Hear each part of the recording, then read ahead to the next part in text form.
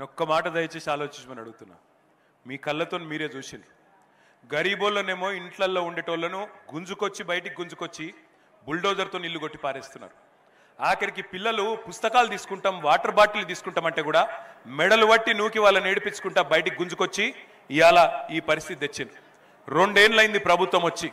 నేను ఒక్క మాట అడుగుతున్నా, గరీబోళ్లకు మాత్రమే ఉంటుందా హైడ్రా? గరీబోళ్ళను మాత్రమే కొడుతుందా హైడ్రా బుల్డోజర్? పెద్ద పెద్దోళ్ళను కొట్టదా? రేవంత్ రెడ్డి అన్న దుర్గం చెరువులో ఆయన ఇల్లున్నది, దుర్గం చెరువు FTL లోపల ఉన్నది, దాన్ని మాత్రం పోదు హైడ్రా. పట్నం మహేందర్ రెడ్డి ఇల్లు తాలాబ్ మధ్యలున్నది, అక్కడికి మాత్రం పోదు హైడ్రా. మంత్రులు పొంగులేటి శ్రీనివాసరెడ్డి, మంత్రులు వివేకు వాళ్ళ ఇండ్లు చెరువులల్లుంటే అక్కడికి పోదు హైడ్రా. కానీ ఇగో ఈ గరీబోళ్ళ ఇండ్లకు పోయి వాళ్ళ ఇండ్లకెళ్ళి బయటికి గుంజి ఈ 2 ఏళ్లలో ఎన్ని వేల ఇండ్లు గులగొట్టిండో రేవంత్ రెడ్డి ఒక్కసారి యాద తెచ్చుకోండి. నేను ఇక్కడ ఎల్లారెడ్డి గూడలో ఉండే మా అన్నదమ్ములను మా ఆడబిడ్డలను ఒకటే కోరుతున్నా, ఈ పోటీ ఆషామాషి పోటీ కాదు, ఇదేదో మామూలుగా ఆల్తుఫాల్త్ ఎలక్షన్ కాదు. ఈ ఎలక్షన్ లో పోటీ జరుగుతున్నది కారుకు బుల్డోజర్ కు. రేపు మీ ఇంటికి కూడా బుల్డోజర్ రావద్దంటే మాగంటి సునీతమ్మ గెలవాలి, కేసీఆర్ గెలవాలి, బీఆర్ఎస్ గెలవాలి. లేకపోతే రేపు మీ ఇంటికి బుల్డోజర్ వస్తే అడిగేటోడు ఉండడు, కాపాడేటోడు ఉండడు. రేపు మీ ఇంటికి బుల్డోజర్ వస్తే అడ్డుకునే దమ్మున్న నాయకులు ఉండాలి అంటే ఎల్లుండి 11 తారీఖు నాడు కారు గుర్తు మీద ఓటేయాలి. కేవలం బుల్డోజర్ కడ్డం వచ్చేది కారు మాత్రమే తప్ప ఇంకో పార్టీతోనో ఇంకో నాయకుడితోనో కాదు. దయచేసి ఆలోచన చేయండి. కేసీఆర్ గారు ఉన్నప్పుడు గరీబులకు సాయం చేసిండు. కేసీఆర్ కిట్ ఇచ్చిండు. బిడ్డ పుడితే ఆడబిడ్డ పుడితే 13,000 ఇచ్చిండు, మరి మగపిల్లోడు పుడితే 12,000 ఇచ్చిండు. ఇలా వస్తున్నదా కేసీఆర్ కిట్టు? బంద్ అయిందా లేదా? రేవంత్ రెడ్డి వచ్చినాక గట్టిగా చెప్పాలి, ఇంకెళ్ళి బంద్ అయిందా లేదా కేసీఆర్ కిట్టు? కేసీఆర్ కిట్ వస్తుందా? బంద్ అయిందా? రంజాన్ తోఫా వస్తుందా? రంజాన్ తోఫా వస్తుందా? బతుకమ్మ చీరలు వస్తున్నాయా? క్రిస్మస్ గిఫ్ట్ వస్తుందా? దళిత బంధు వస్తుందా? మైనారిటీ బంధు వస్తుందా? ఇవాళ రైతు బంధు వస్తుందా? మరి ఇన్ని బంధు పెట్టి ఏం చేస్తావు రేవంత్ రెడ్డి అని అడుగుతున్నా నేను. ఇన్ని బంధు పెట్టినోడు రేపటి రోజున మీ జూబ్లీ హిల్స్ అభివృద్ధి చేస్తా అంటే, జూబ్లీ హిల్స్ ఏదో చేస్తా అంటే నమ్మి మోసపోదామా?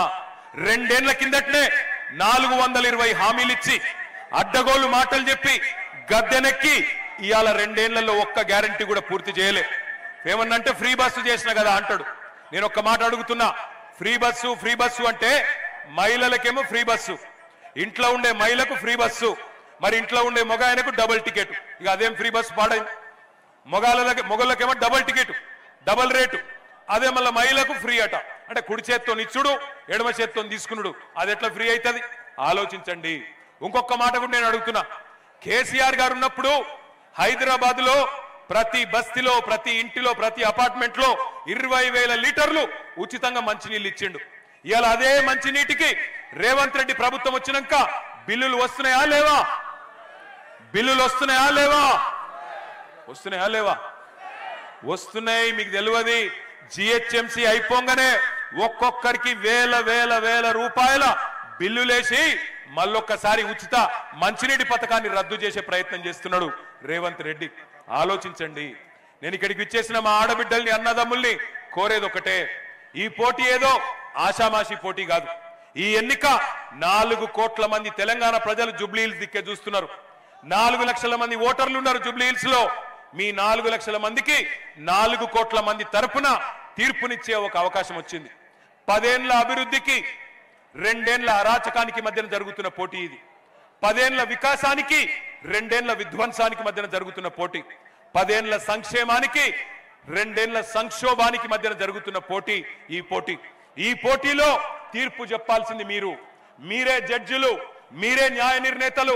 ఎవరి పరిపాలన సరిగ్గుండే? 10 ఏళ్ల కేసీఆర్ పరిపాలన బాగుండేనా? 2 ఏళ్ల కాంగ్రెస్ పరిపాలన బాగుందా?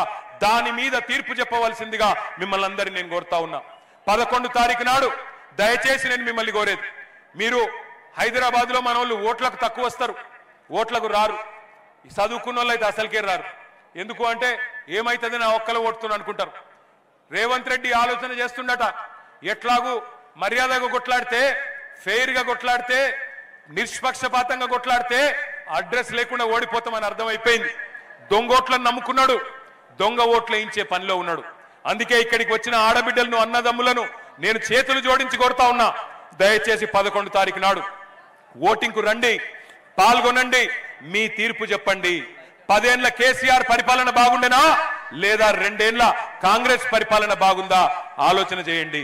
10 ఏళ్ల అభివృద్ధి బాగుండేనా 2 ఏళ్ల అరాచకం బాగుందా ఆలోచన చేయండి. ఖచ్చితంగా మరి 11 తారీఖు నాడు పోలింగ్ కు వచ్చి మీ తీర్పు చెప్పాలని చెప్పి నేను కోరుతా ఉన్నా. ఒకసారి ఆ మోడల్ బ్యాలెట్ చూపెట్టండి. మోడల్ బ్యాలెట్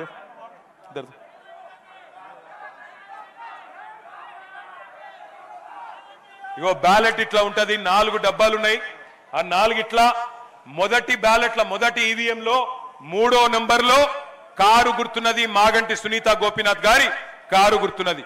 तीसरे नंबर पे है कार, तीसरे नंबर पे है कार, थोड़ा कस के बोलना, बाकी सब बेकार. तीसरे नंबर पे है कार. వినబడతలేదు. రేవంత్ రెడ్డి పక్కన రేమత్ నగర్ ఉన్నాడు, గట్టిగా వినబడాలి. तीसरे नंबर पे है कार. వెనకకెళ్ళి సౌండ్ వస్తలేదు. तीसरे नंबर पे है कार. 3వ నంబర్ మీద కారు ఉన్నది, మిగతా అన్ని బేకారు. కాబట్టి దయచేసి 11 తారీఖు నాడు మీరందరూ కూడా ఆలోచించి మళ్ళీ తిరిగి కేసీఆర్ గారి పరిపాలన రావాలి అంటే జూబ్లీ హిల్స్ నుండే మన జైత్రయాత్ర మొదలు కావాలి. జూబ్లీ హిల్స్ లో మీరిచ్చే మెజారిటీతో కాంగ్రెస్ కు మైండ్ బ్లాంక్ అయి దిమ్మ తిరిగే విధంగా కుర్చీ మడత పెట్టి ఏం చేయాలో మీకు తెలుసుగా. జై తెలంగాణ, జై తెలంగాణ.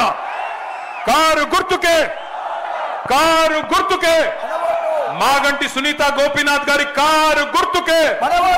జై తెలంగాణ, జై తెలంగాణ. పక్కనా ఇక బొమ్మంటారా?